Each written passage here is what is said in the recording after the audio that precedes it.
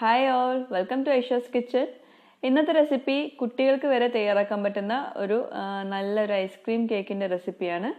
വളരെ സിമ്പിളായിട്ട് തയ്യാറാക്കാൻ പറ്റുന്ന റെസിപ്പിയാണ്. ഞാനിത് ഒരുപാട് മുന്നേ ബ്ലോഗിൽ ഷെയർ ചെയ്തിട്ടുള്ള റെസിപ്പി ആയിരുന്നു.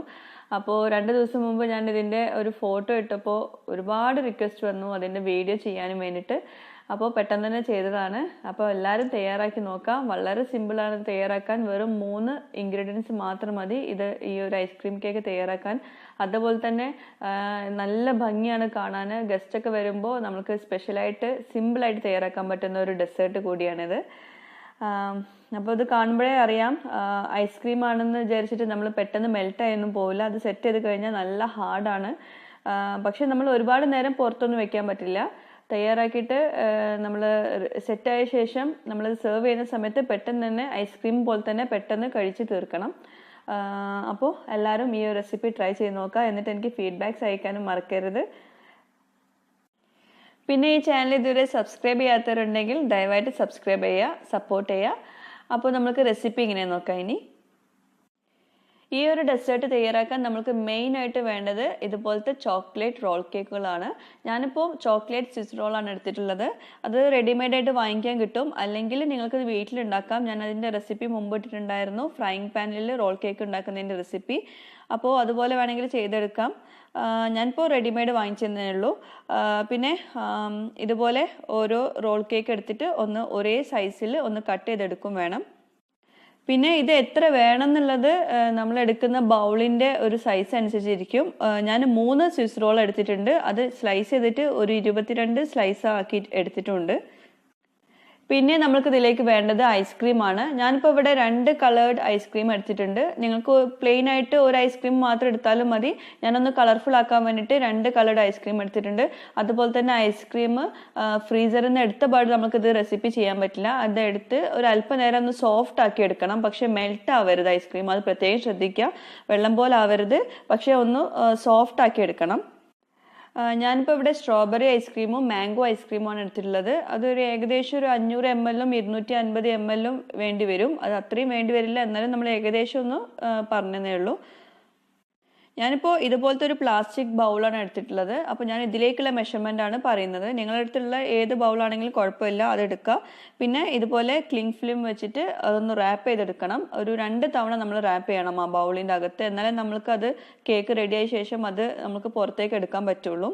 അപ്പോൾ റാപ്പ് ചെയ്യാൻ മറക്കരുത് കേട്ടോ. റാപ്പ് ചെയ്യാതെ നമ്മൾ നേരിട്ട് ഈ കേക്ക് ഇതുപോലെ ഇവിടെ ലെയർ ചെയ്ത് വെക്കരുത്. അങ്ങനെ ചെയ്താൽ നമുക്കത് ഫ്ലിപ്പ് ചെയ്യാൻ പറ്റില്ല. എന്നിട്ട് ഇതുപോലെ ഈ റോൾ കേക്ക് നമ്മൾ കട്ട് ചെയ്ത് വെച്ചത് ഇതിൻ്റെ അകത്ത് ഗ്യാപ്പ് കൂടാതെ ഫില്ല് ചെയ്ത് കൊടുക്കണം. വളരെ അടുപ്പിച്ചിട്ട് വേണം ഇത് ഫില്ല് ചെയ്തെടുക്കാൻ. അഥവാ ഇനി ഗ്യാപ്പ് ഉണ്ടെങ്കിൽ ഈ റോൾ കേക്ക് ഒന്ന് ചെറുതായിട്ടൊന്ന് കട്ട് ചെയ്തിട്ടൊക്കെ ആ ഗ്യാപ്പ് ഒന്ന് ഫില്ല് ചെയ്ത് കൊടുക്കണം. ഒട്ടും തന്നെ ഗ്യാപ്പ് പാടില്ല.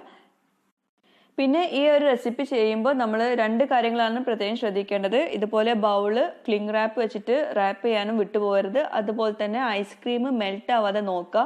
ഞാനിപ്പോൾ ഈ ഒരു റെസിപ്പി ചെയ്യുന്ന നേരത്ത് ഞാൻ ഐസ്ക്രീം പുറത്ത് വെച്ചിട്ടുണ്ടായിരുന്നു. അപ്പോൾ ഇതിപ്പോൾ കേക്കൊക്കെ ലെയർ ചെയ്യുന്ന ആ നേരം കൊണ്ട് ഐസ്ക്രീം ഒന്നുകൂടെ ഒന്ന് മെൽറ്റായി പോയി. അത്രയും മെൽറ്റ് ആവണ്ട. അങ്ങനെ വരുമ്പോൾ ഇത് കേക്കിൻ്റെ പുറത്തേക്ക് ഐസ്ക്രീം പോവും. അങ്ങനെ പോവരുത്.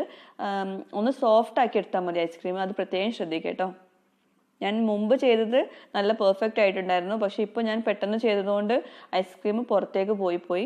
അത് നിങ്ങൾ റെസിപ്പി കണ്ടാൽ മനസ്സിലാവും. അപ്പോൾ നമ്മുടെ റോൾ കേക്കൊക്കെ നന്നായിട്ട് ഫില്ല് ചെയ്തിട്ടുണ്ട്, നന്നായിട്ട് ലെയർ ചെയ്തിട്ടുണ്ട്. ഇനി നമുക്ക് അതിൻ്റെ ഒരു മിഡിൽ പോർഷനായിട്ട് ഒരു ഗ്ലാസ് വെച്ച് കൊടുക്കാം. ഒരു തിന്നായിട്ടുള്ള ഒരു ഗ്ലാസ് വെച്ച് കൊടുത്താൽ മതി. വല്ലാണ്ട് വീതിയുള്ള ഗ്ലാസ് ഒന്നും വെക്കേണ്ട കേട്ടോ. എന്നിട്ട് അതിൻ്റെ സൈഡിലൂടെ ആ ഗ്ലാസ് വെച്ച ആ ഒരു ഗ്യാപ്പ് ഒഴികെ ബാക്കി എല്ലാ ഗ്യാപ്പിലും നമുക്ക് ഈ സ്ട്രോബെറി ഐസ്ക്രീം ഒഴിച്ചു കൊടുക്കാം. ഇപ്പോൾ കണ്ടോ, സ്ട്രോബെറി ഐസ്ക്രീം അല്പം മെൽറ്റ് ആയിട്ടുണ്ട്. ഞാനിപ്പോൾ വീഡിയോ എടുക്കാൻ കുറച്ച് ഡിലേ ആയപ്പോൾ മെൽട്ടായിപ്പോയി. അപ്പോൾ ഇത്രയും മെൽറ്റ് ആവരുത് കേട്ടോ. അത്യാവശ്യം സോഫ്റ്റ് ആയാൽ മതി, വല്ലാണ്ട് മെൽട്ടാക്കി എടുക്കരുത്. ഇനി അഥവാ ഇതുപോലെ മെൽറ്റ് ആയതുകൊണ്ട് കുഴപ്പമൊന്നുമില്ല. ആ ചോക്ലേറ്റ് റോൾ കേക്കിൻ്റെ ആ ഒരു കളറ് കാണില്ല എന്നുള്ളൂ. പുറമേ കാണുമ്പോൾ നമുക്കിത് കട്ട് ചെയ്യുമ്പോൾ മനസ്സിലാവും.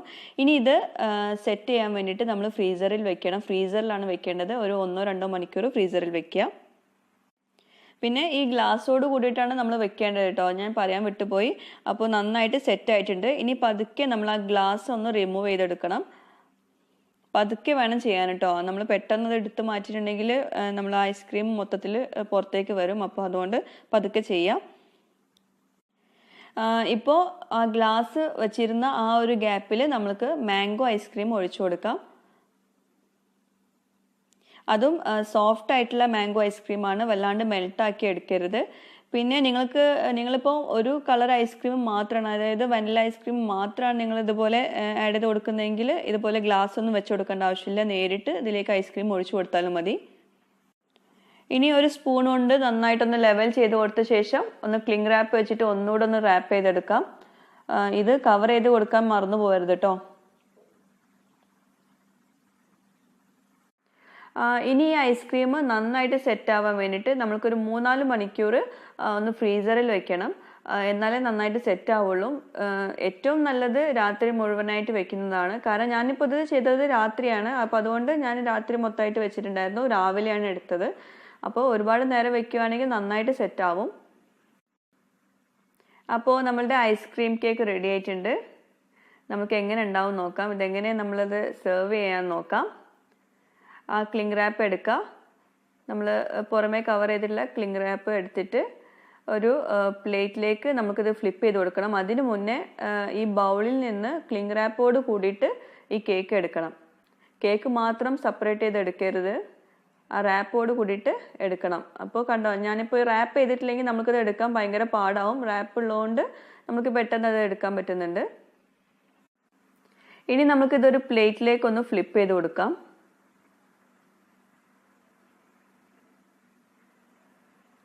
എന്നിട്ട് അതിന് മുകളിലുള്ള ക്ലിംഗ് റാപ്പ് എടുത്തിട്ട് മാറ്റാം.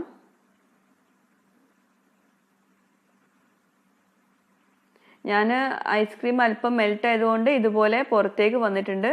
പക്ഷെ അതുകൊണ്ട് കുഴപ്പമൊന്നുമില്ല. പക്ഷെ ഇതിപ്പോൾ നമ്മൾ ഐസ്ക്രീം മെൽറ്റ് ആവാതെ നല്ല സോഫ്റ്റ് ആയിട്ടാണ് നമ്മൾ ഇതിലേക്ക് ആഡ് ചെയ്ത് കൊടുക്കുന്നതെങ്കിൽ ഇതുപോലെ ചോക്ലേറ്റ് ആയിരിക്കും മുകളിൽ കാണല്. ചോക്ലേറ്റ് നമ്മൾ റോൾ കേക്ക് മാത്രമേ കാണുള്ളൂ. ഇനി ഇതുപോലെ ഒന്ന് കട്ട് ചെയ്തെടുക്കാം. നല്ല ഹാർഡാണ് കട്ട് ചെയ്യുമ്പോൾ. അപ്പോൾ അതുകൊണ്ട് ഒട്ടും തന്നെ മെൽറ്റ് ആയിട്ടൊന്നുമില്ല.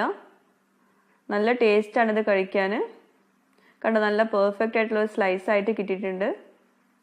പിന്നെ ഈ ഒരു ഡെസേർട്ട് നമ്മൾ ഐസ്ക്രീമിൻ്റെ പോലെ തന്നെയാണ്. അതായത് നമ്മൾ ഐസ്ക്രീമൊക്കെ നമ്മൾ സെർവ് ചെയ്യുന്ന സമയത്തെ പുറത്തെടുക്കുള്ളൂ.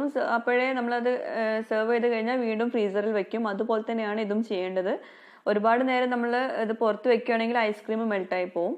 അപ്പോൾ അതുകൊണ്ട് സെർവ് ചെയ്യുന്ന സമയത്ത് മാത്രം അതെടുക്കുക. എന്നിട്ട് വീണ്ടും ബാക്കിയുള്ളത് ഫ്രീസറിൽ വയ്ക്കുക. അപ്പോൾ എല്ലാവരും ഈ ഒരു റെസിപ്പി ട്രൈ ചെയ്ത് നോക്കുമെന്ന് വിചാരിക്കുന്നു. നല്ല അടിപൊളി റെസിപ്പിയാണ്. ഗസ്റ്റൊക്കെ വരുമ്പോൾ എന്തെങ്കിലും പാർട്ടിയൊക്കെ ഉണ്ടാകുമ്പോൾ തയ്യാറാക്കാൻ പറ്റുന്ന ഒരു റെസിപ്പിയാണ്. എല്ലാവരും ഒന്ന് ട്രൈ ചെയ്യുക. എന്നിട്ട് എനിക്ക് ഫീഡ്ബാക്ക്സ് അയക്കാനും മറക്കരുത്. താങ്ക്